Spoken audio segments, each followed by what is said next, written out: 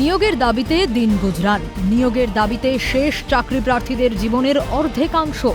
চাকরি প্রার্থীদের দুর্ভোগের খবরে অবাক হয় না আর এই বাংলা। চাকরি চাই, নিয়োগ চাই, হাহাকারই যেন চাকরি প্রার্থীদের ভবিতব্য। আইনি জটিলতা নাকি নিয়োগে দুর্নীতির বাসা? প্রকৃত কারণ জানতে একাধিকবার তারা দাবি করছেন মুখ্যমন্ত্রীর হস্তক্ষেপ। প্রতিবাদ বিক্ষোভে সামিল হয়েছেন, কিন্তু মেলেনি কোনো রফা সূত্র। নিয়োগ জট কাটাতে মঙ্গলবার গ্রুপ ডি চাকরি প্রার্থীদের সঙ্গে বৈঠক কুণাল ঘোষের। বৈঠক থেকে আবারও রাজ্য সরকারের এবং এসএসসি গ্রুপ সি ও ডি চাকরি প্রার্থীদের নিয়োগ আটকে যাওয়ার ঘটনায় বিচারপতি অভিজিৎ গঙ্গোপাধ্যায়কেই দোষারোপ তৃণমূল কংগ্রেসের মুখপাত্র কুণাল ঘোষের। তার সাফ জবাব, বিচারপতি গঙ্গোপাধ্যায় অযথা আইনি জট পাকাচ্ছেন।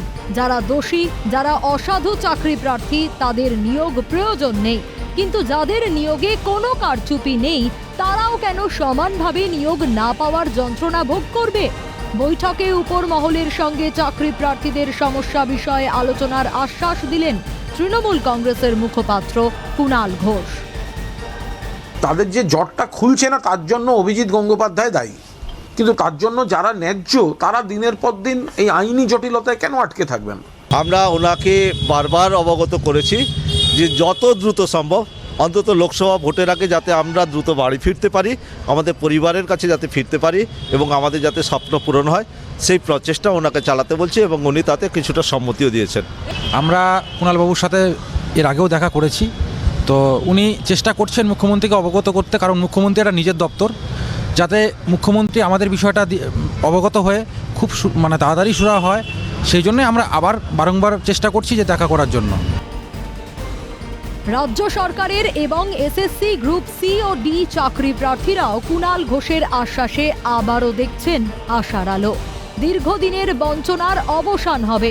আগামী দিনে শিক্ষামন্ত্রীর সঙ্গে কথা বলার ব্যবস্থাও হবে বলে জানালেন গ্রুপ ডি চাকরি প্রার্থীরা। এক্ষেত্রে আমরা যেহেতু একই মেমো নাম্বারের মধ্যে রয়েছি বা সবাই এসএসসির রিক্রুটমেন্টের আওতাধীন রয়েছে, সেক্ষেত্রে আমরাও চাইছি যে অন্যান্য চাকরি প্রার্থীদের মতন এসএলএসটি শারীরশিক্ষা কর্মশিক্ষা ওদের সঙ্গে সঙ্গে আমাদের এই সমস্যাটাও নিয়ে চর্চা হোক, আলোচনা হোক।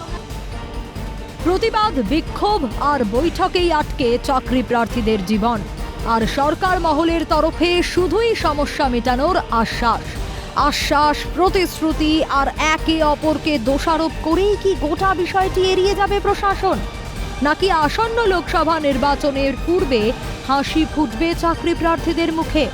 থাকছে প্রশ্ন, জবাব দেবে সময়। আজকে কুণাল ঘোষের সঙ্গে যে বৈঠক হয়েছে সেই বৈঠক ফলপ্রসূ হয়েছেন বলেই জানাচ্ছেন চাকরি প্রার্থীরা। অপরদিকে কুণাল ঘোষ তিনি জানিয়েছেন যে আইনি জট সৃষ্টি হচ্ছে, নিয়োগ প্রক্রিয়া আটকে রয়েছে, তার কারণ বিচারপতি অভিজিৎ গাঙ্গুলি। কিন্তু কার্যত চাকরি প্রার্থীরা সেই বিষয়টি মানতে নারাজ।